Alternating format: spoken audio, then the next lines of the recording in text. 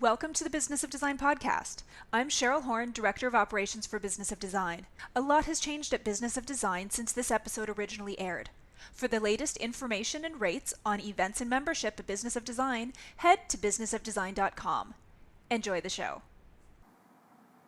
Hello, hello. Welcome to Business of Design, episode 155, Drinking from a Fire Hose. Just picture that for a minute. You're thirsty, it's a hot day, and someone unleashes a fire hose. You are going to drown. And that is what it can feel like by the time you find us at Business of Design. I spoke to two brand new members of Business of Design this week during group coaching, Jamie King and Rose Arnon. I hope I'm saying your last name right, Rose. I forgot to ask you that. But anyway, I spoke to them on group coaching and said I was going to dedicate this episode to them because it's been a long time since I was newly indoctrinated into the systems and strategies that I use. And so it's good for me to remember how overwhelming it can be by the time you get here. And make no mistake about it, if you get here in the first year or two of your business, you are so lucky. If you get here after you've been doing it for 30 years, you have to fight back a little regret, a little time ruminating over time lost. And the sooner you can get that out of the way, the sooner you can move toward the best part of your career, which is going to be the part of your career where you can really become your best creative self, because all the systems and procedures, the things that used to make you crazy, can all be taken care of conveniently, effectively, and permanently. Permanently. Like, imagine that. So I'm going to talk a little bit about how do you begin to make changes that will improve your business, particularly when there are so many things that need to be improved. I'm recording this on my way out the door to a 3-week vacation, which is something that was absolutely unimaginable to me. I couldn't take 3 days off without being tied to my email, without being tied to my phone, without constantly checking on what was happening with projects. And I'm now at a point where I can go away for 3 weeks and know without any reservation that every single project is going to move forward in a streamlined process. I am going to make money while I'm on holidays. And that is incredible to me because I just didn't think it could be done, but it can be done. And it can be done for you. You just have to be willing to go through that really uncomfortable period of implementing things that you're not familiar with, you're not comfortable with, you haven't tried them yet. And you are in such a great position because we literally have hundreds of testimonials from people saying, hey, I was skeptical too, but I tried it and it worked. So you don't have to go it alone. You can follow a path. So I want to talk about how do you whip your business into shape in the fastest possible way without feeling like you're drowning because you're drinking from a fire hose. That's a very long title. So let's just call the show Drinking from a Fire Hose. Hello, hello. How's it going there? I'm really good. How are you? You know what? I am packed and I am 1 foot out the door as I head off to Bali. And then over to you for the podcast for the next 2 episodes. Yeah, I'll be taking over the intros and the announcements, but you won't be gone long, and it's a much-deserved holiday. Oh my gosh, I'm looking forward to it, and it is a strict no working holiday, so that is going to be challenging for me, as you know. But you're going to be twice as busy while I'm away, so that's exciting. Yeah, and actually, I think my next big trip will actually be with you in the fall because registration for Business of Design's Elite Retreat in Palm Springs opens in 1 week. Right now, we are running our preferred pricing for those who have attended our previous retreats, as well as those who joined us for the conference. So if you're thinking about attending and you were with us on one of those events, make sure that you've checked your inbox and you get in on that. Space is already filling up, which is pretty cool. Details are on the website, and registration opens on March 16th. So again, it's October 15th to 18th in Palm Springs, $34.95. If you're thinking about joining us, get in early when registration opens in 1 week. Cheryl, you know the question we're going to get, right? What's the difference between the retreat and the conference, and which one should I attend? So The I do retreat get is that a lot. Yeah. The retreat is intimate. There are 30 people at the retreat. There's a level of vulnerability and intimacy that can happen in a group that size. But there's also a luxury component to the retreat, definitely learning. But the luxury component is a private coach takes you on home tours, for example. We have a splashy dinner together with cocktails. So there's a bit more pampering at the retreat, and people leave the retreat with friendships that last a lifetime. And that has been really exciting and gratifying to be part of. The conference is a larger group of people, typically 100 plus. Intensive learning that is not broken up with swishy home tours and cocktail parties. It's really an opportunity to fine-tune business systems in a structured environment. Many people who attend the retreat also attend the conference because they do scratch a different itch, and we'll try to be more clear in future about what those differences are. But certainly if you have heard about Business of Design's elite retreats, everything you've heard is true, and you should definitely join us. We're looking forward to another amazing event in Palm Springs. And many people are asking, will I learn Business of Design's 15-step project management strategy at the retreat or at the conference? And the answer is neither. Business of Design's 15-step project management strategy is available online through membership, and we are going to relaunch something we haven't done in a long time, which is Business of Design Bootcamp, 2 days where you will learn the entire 15-step project management strategy, how to run a project from start to finish. And when you leave those 2 days, you will be a different person. You will be running a mature, profitable business in 2 days, 15 steps, 15 hours, boom. We will announce those cities in about a month, right, Cheryl? Yeah, it's coming up. We're locking down dates and locations, and we should be announcing 3 or 4 different locations over the next year. So you'll be able to pick the location that's closest to you. All right. Thanks so much, Cheryl. We'll talk to you soon. Welcome to the Business of Design podcast with Kimberley Seldon. Business of Design is the coaching community for independent designers like you. We know it takes more than hard work and talent to successfully run a professional design firm. There are proven business strategies that can solve your immediate challenges and transform your life. Don't try to do this alone. Join today and you'll have access to more than 100 video courses, participate in monthly coaching calls, and find unlimited support within our exclusive members-only Facebook group. Unlike traditional coaching, BOD is a fast track to immediate results for independent interior designers, decorators, architects, stagers, and landscapers just like you. Monthly membership is only $79. What are you waiting for? We all know design matters. At Business of Design, we think designers matter too. When I started my business in 1991, I thought I would move swiftly from brand new baby designer to mature, sophisticated, profitable designer in no time. That just didn't happen for me. I simply had no tools for managing the complex situations I found myself in with clients, suppliers, and trades. No tools. I'm a great communicator. I'm a person who believes strongly in integrity. I'm someone who's willing to work hard, and none of those things helped me get where I am today. Not at all. What helped me were systems that allowed me to create a path for projects so they would run in a linear fashion. Step number 1, step number 2, step number 3.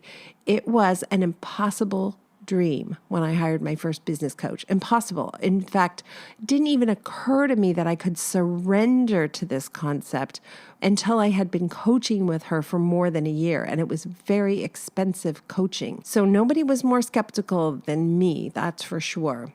When people find Business of Design, they often say, oh my gosh, this is exactly what I needed. I had no idea you were here. Or they think we're new. They don't realize we've been doing this since 2004. And then the next thing I hear is, oh my gosh, it's too much. It's all too much. I don't know where to start. And so I'm going to tell you 2 places you can start. One, you can start where you are, which is my method, the method that I used. And that means I found the biggest pain point and I addressed those pain points first. And I'll go into some detail about that. Or you could start with Business of Design as your master and start at step 1 and then step 2 and then step 3. I actually think it's easier for you to start with step 1, step 2, step 3. It's instantly gratifying in a way that starting with a pain point, I don't think is. Certainly it wasn't for me because when I hired a business coach, she didn't know what the solution was. She just knew how to keep motivating me and pushing me so I would try new things. And I was so lucky because I had a really big staff. And so I could try multiple techniques simultaneously. It might have taken me, if I had been on my own, many, many years to get through the number of techniques we tried for every part of the process. So in that way, I was really lucky. So I'll talk about those two methods. The first method being start where you are. For me, my pain point was money. I was drowning in money problems. I didn't invoice my clients in a timely fashion. I was so busy doing all the things I needed to do to keep the projects running that I didn't have time, nor did I have much appetite for sitting down at a computer and doing all that paperwork. And I know what some of you are thinking, you just hire a bookkeeper. Well, bookkeeper didn't know how to do the paperwork either because it wasn't organized. So what happened was I would avoid the paperwork. And so I didn't invoice the clients on time. I played games with invoicing. Oh, she's going to be mad if I send her that invoice. So you know what? I won't send her that invoice this month. I'll put it off till next month. But then the problem became compounded. The invoice now included other invoices and seemed even larger. That didn't work. Or the game that many of us played, and I played it for years. I'm not going to invoice her for all this time because it looks unreasonable or because she's going to be angry or he's going to be angry. So I'm just going to cut this time off. I'm just going to lower this invoice and get it through and hope that they pay me for the lesser amount. And what I discovered was shocking. They still complained about the fees and I still negotiated those fees, further perpetuating the problem. About 2 years into coaching, not realizing the extent to which I lowered my fees every single month for every single client, my business coach insisted, after many conversations about it, insisted that I actually keep track of how much money I took off every single invoice. I did it for 3 months, and I can almost feel how sick I felt when I saw the number. I had effectively removed over $100,000 in profit over a 1-year period. So we analyzed a 3-month period. But when I multiplied that number by 4, meaning 4 quarters, it was over $100,000. I had no idea. That would have been, in fact, $100,000 of pure profit because overhead and staff salaries and everything else had already been deducted. It would have been $100,000 of pure profit. I did that for years before I was willing to look at it. Once I looked at it, I couldn't pretend anymore that it was okay. I couldn't tell myself the lies I told myself previously. Oh, don't worry about it. I'll make it up next month. Oh, it doesn't matter. I'm building sweat equity. Oh, I'm going to give myself a raise in the following year and it will all be right. I lied to myself while I held myself completely accountable in a really rigid and uncomfortable way to clients. So I was horrible to myself, but wonderful to clients. That wasn't the only problem I had with money, invoicing. The other problem I had with money was collecting. In my mind, when I sent a bill to a client, because this is how I am, the bill would be paid. But what I discovered is, in fact, sometimes clients would sit on the bills for a month, 2 months, 6 months. And everything came screeching to a halt one day when my husband came to me and said, we're going to have to borrow money to pay the staff. At this point, I had 13 people in the office. And we were humming along and as busy as anyone could ever be. Now imagine having a staff that big and still not being very profitable. I mean, anybody in the right mind would have looked around and said, what is going on here? But I was having so much fun. I can't remember who it was, but one of the podcast guests said, it's like being on a rock tour bus and you're all part of this great show and you're traveling around the country and you're having the best time of your life and this is awesome and you're not really paying attention to the big picture. And that's really how it was for me. So my husband said, we're going to have to borrow money to pay the staff. And I was just completely shocked. That's not possible. We've never been busier. I had a show on HGTV at the time. We were turning away work on a daily basis. It was insane. I just could not figure out how that was possible. So we had to sit down with my accountant and he said, you have invoiced all these clients. And we're talking about dozens of clients. You have invoiced them, but they haven't paid. What? That's ridiculous. They should pay, Yeah, they should, but they haven't. And the reason they haven't is because you don't have any kind of protocols in place to nudge them toward payment and no detriment if they don't pay. And so clients were just sitting on the invoices we were sending for months and months. And then when I finally would say, I need you to pay, now they owe 6 months in back fees and who knows what else. And they have money and cash flow issues, which they tried to make my issue. So that was huge.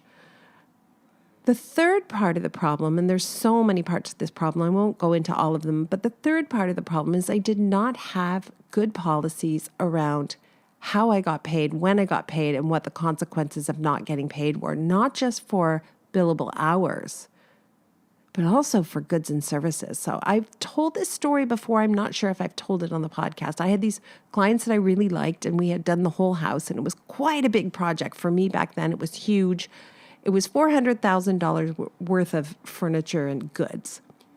And we finished everything finally. And I was so excited. And back then, I don't do this anymore, but back then I used to collect a 50% deposit and then upon delivery, collect the balance. So the balance is big, right? It's $200,000. So we deliver everything. I'm super excited. The client seems super excited. I tell them kind of tentatively, I'm going to need you to pay for the rest of this stuff and we'll send you the invoice tomorrow. So that's what we do. We send the invoice and the client says, no problem. I'm going to have my husband, let's call him Joe. Joe is going to send you a check tomorrow. Amazing. I'm so happy. We're out celebrating. Tomorrow comes, the next day comes, the next week comes. I'm like, oh, whoa, hey, haven't gotten a check from Joe. Better check in. Hey, Mary, what's happening? Joe hasn't sent us a check. And by the way, this is all me. I'm the person on the phone. Hasn't sent us a check. What's happening? Oh, he hasn't. Oh, I'm going to kill him. Let me get in touch with him. I promise you he'll get it out right away. Okay, thanks. Oh my gosh, thank you so much. I really appreciate it. Bye. A week goes by and you know what happens, right? There's no check. So then I call again and she says, oh my gosh, we're off to Aspen. This is legit. We are off to Aspen with the kids. If he didn't get you a check before today, he'll have to get it to you when we come back in 2 weeks. I mean, can you feel me? At this point, I'm getting scared now. I'm like, oh my God, they're going on holidays for 2 weeks. They have everything. I have no control over anything anymore. And I'm starting to be a little scared because I actually back then didn't have $200,000 in the bank. And what did I say? Oh, okay, well, have a great time on your holiday. And then as soon as you get back, we're going to need that check. And off they went to Aspen. And I spent a tense 2 weeks. As soon as they got back, I was on her, like to get paid. And by the way, how does any of that feel? It's so gross. It would be like if you're a school teacher and you have to go to the principal's office repeatedly to beg the principal for your paycheck. It's humiliating. It's horrifying. And nobody should ever have to do this again, by the way. Never follow my bad examples. So anyway, I get in touch with her. How's your trip? Great. Amazing. Oh, by the way, need a check. And she says, Joe thinks there's a problem with the sofa in the family room. I just want that to sink in for a minute. I want you to feel what that feels like. You owe me $200,000 and Joe thinks there's a problem. And Joe thinks there's a problem with the sofa in the family room. Yeah, what's the problem? he says that there's some stitching that isn't right. Oh, stitching.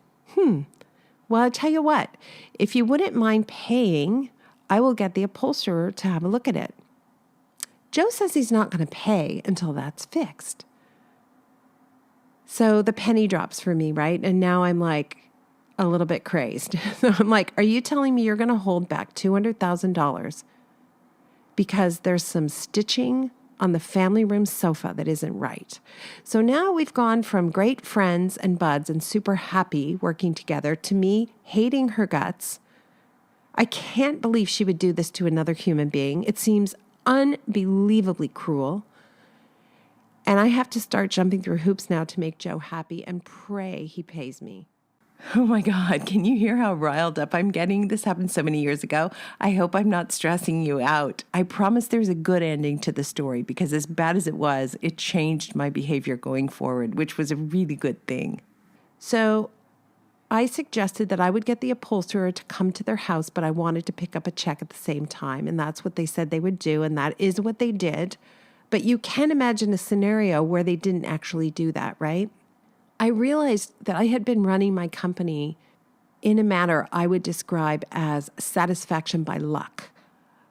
I got lucky so many times. Phew, thank goodness they paid. Phew, thank goodness that sofa arrived when it was supposed to.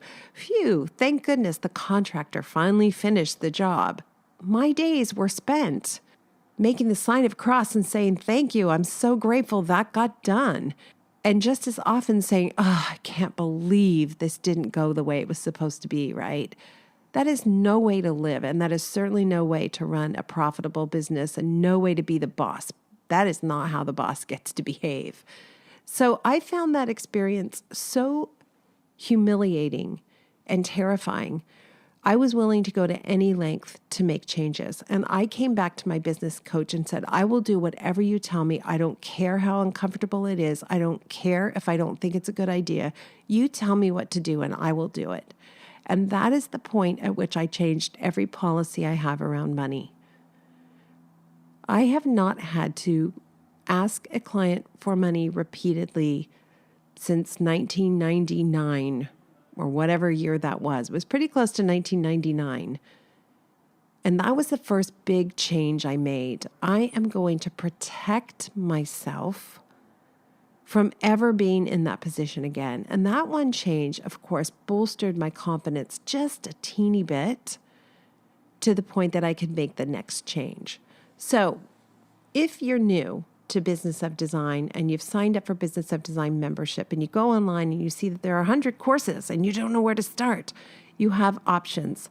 Start with whatever is your most pressing problem. If it's money, you want to go straight to the courses, charging for services and getting paid. If it's something more generic like competence, a lack of competence, which I had in spades, then I can tell you this. You could spend hundreds of thousands of dollars on coaches to help build your confidence, and you might get a teeny bit more confident. Or you could spend $79 a month, implement the systems we have at Business of Design, and you will have 100% confidence. When we say it will transform your business and your life, I'm not using hyperbole and I'm not exaggerating the way newspapers do to get you to purchase the newspaper. I'm saying it will transform your business and that will transform your life. We got a note from a Business of Design member named Alexa. I won't use her last name because I'm not sure we got her permission to do that, but let's say Alexa, thank you so much for your note. It said, I'm so thankful to Business of Design. Today I had a small discrepancy with a window treatment install. And the client, who was having a slightly bad day, asked me in an agitated tone why the shade wasn't blackout. Then she asked, why didn't I see the quote from the actual company doing the installation and just yours? Is it so you could hide the markup? Alexa says, I quickly reminded the client that I share all my discounts with my clients. And I handed her the vendor's invoice on the spot. She didn't even want to look at it once she realized how totally transparent I was. I never would have been able to do that previously. I would have been backpedaling and apologizing and trying to hide the cost. I took responsibility for the oversight. and felt so confident in the transparent process. Thank you, Kimberley Seldon, for giving me the tools to be the boss. The shade will be corrected, and the client knows that I stand behind my business and operate with integrity. Win, win, win. That's it. That's it right there. What gave me confidence? Systems. Sounds like Alexa's well on her way to being a serious boss player, and I'm so excited for you, Alexa. Thank you for sharing that. We get notes like that. I'm not going to exaggerate and say every single day, but I'm going to say every other day we get a note like that. We're so grateful when you take time to send us a testimonial like that. It means so much to us. And it means so much to the rest of the community. When new people come to the site and they see these testimonials from real designers just like them, they know they found a home. I mentioned a second way to begin the transformation, a second way that will prevent you from feeling like you're drinking from a fire hose. And it's actually the easier way. When you sign up for Business of Design membership, begin your journey by taking the course called Step 1. There are multiple lessons in each course. The lessons are delivered as videos. There's handouts, which you can use in your own business. If it's a handout that I use in my business, we give you a Word document so you can remove my logo and add yours and make other changes if you like. But start with Step 1, and then this is a really important part. Implement Step 1. So often people come and they take the course, they watch it all, and then they say, I'm gonna watch them all. I'm gonna binge watch all of Business of Design's 15-step project management strategy. We're talking about 100 videos, right? I'm gonna binge watch them all and then I'll implement. No, it's impossible. You'll never be able to do that. There is scientific evidence to suggest that if you focus on one thing at a time, you will be much more powerful in your commitment to that one thing. You'll implement each step one at a time. We met this amazing woman in Australia. I wish I could remember her name. We actually had a shot of tequila together one night after the Business of Design seminar we did. And she was lovely. And she shared her method for implementing Business of Design's 15-step project management strategy. She devoted time in her calendar once a month to watching a single course. So let's say March, you're going to watch Step 1. Then she spent the rest of the month implementing Step 1, just getting it all in order, all the paperwork required, changing whatever documentation she needed to change so she would be ready. And then the next month, let's say April, you take Step 2 and you implement Step 2. And then the next month, Step 3. Yeah, it will take you about a year to get through all the courses. That's fine. 1 year, and you will see incremental transformation along the way. In fact, I would say if you implement Step 1, you'll see dramatic transformation. If you implement Step 2, and you start using the contract that I've been using, it will change your life. There's no other way to put it. So yes, it is about joining Business of Design and becoming a member, but it's also like a gym membership that you're going to have to do those hard push-ups. You're going to have to do the implementation, and we have made it so easy for you to do it. In most cases, it is painless, and you will be on fire if you do it. So yeah, I know how you feel. You've got multiple projects on the go, and every single one of them has moving parts. There's a tremendous amount of stress that goes with doing this work. And there's a tremendous amount of risk and liability. If you are not profitable, if you haven't met the obligation to be profitable for yourself, for the people you work with, for your family, if you haven't met that fundamental obligation, you have none of the benefits of owning your business, and you would be better off working for somebody else, which is a real option, really is. For those people who just do not have an appetite for any risk at all, working for someone else just makes sense. You'll make more money, you'll have less stress, you'll get 3 weeks vacation off. You don't have to check in at the office. But for those of you who think, no way, I'm going for it, I am in it to win it, I guarantee you, you can be like one of the 25, 30, 40 people. I can't even remember. It was 2 hours after the conference. There was a lineup, 2 hours. One by one, people came up and told me their stories, and almost all of them started with, I doubled my business, I tripled my profits, I quadrupled my profits. It was crazy.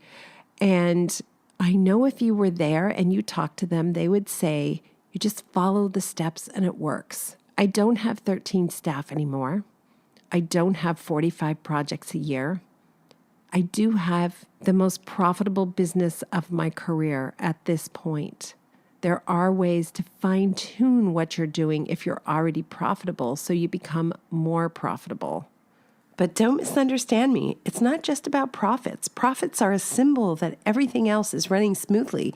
It's really about being able to do your best creative work, which ultimately satisfies your customers. That's what we all want. We want to make our clients happy. We can't do it if we're not tapping into our most powerful creative selves, and we can't do it if we aren't running a smart, efficient, effective business, right? Profit's great. You deserve it. It's $1 billion industry. Step up and take your piece of it. And then go out in the world and do great things with it. Spread it around your family, your friends, your community. We all need you to be successful. So there you go. Pick a pain point and start there. Start where you are. Or just start with step 1. Either way, we're here to support you on that journey. Thank you to Jamie, to Rose, to Alexa, and to every single one of you who have been a support and an evangelist for Business of Design. We can't do this work without you. We've got so much more to do and so many exciting changes ahead. I'm so glad you're here. See you next time. Thank you for being a part of the Business of Design community. If you love what you hear on the podcast, take the next step by signing up at businessofdesign.com. As our thank you, you'll gain access to Business of Design's 15-step project management strategy, a free introductory course which includes 3 Business of Design systems you can implement for immediate results. And when you're ready for success, a Business of Design membership, monthly or annual, will dramatically improve your business and your life. What are you waiting for? Together we will achieve extraordinary results. Start today.